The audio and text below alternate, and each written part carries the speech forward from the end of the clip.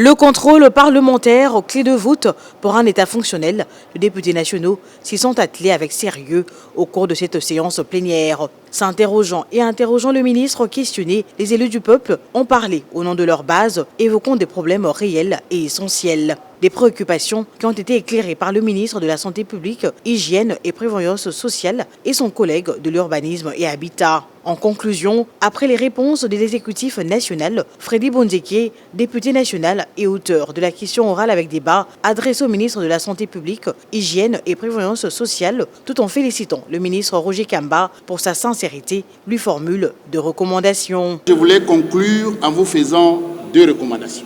La première recommandation que je voudrais formuler à l'endroit de Monsieur le ministre, c'est d'écouter ou de travailler sur base des informations de terrain.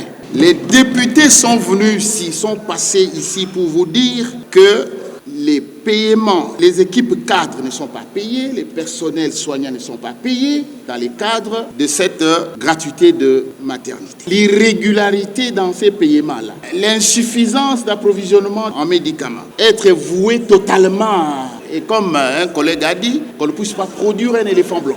Et la deuxième recommandation que je formule à l'endroit du ministre, c'est la mise en place d'une collaboration avec les élus que nous sommes. De son côté, l'élu de Chabunda, auteur de la question orale avec débat, adressée à Crispin Badou, ministre de l'Urbanisme et Habitat, lui formule également des recommandations, tout en mettant de l'emphase sur le recensement des victimes de démolition des maisons anarchiques.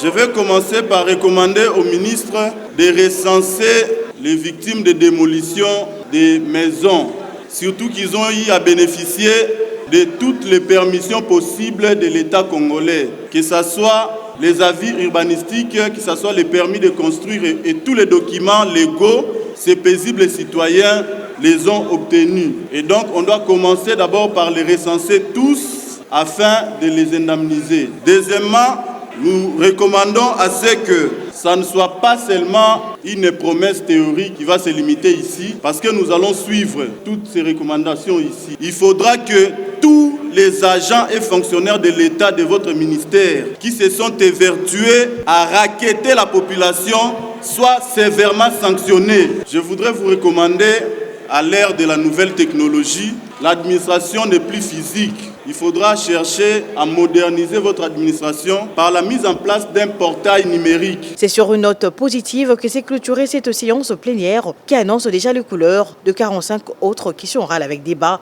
et interpellations restantes. Avec cette conclusion positive que nous allons mettre fin à notre plénière d'aujourd'hui.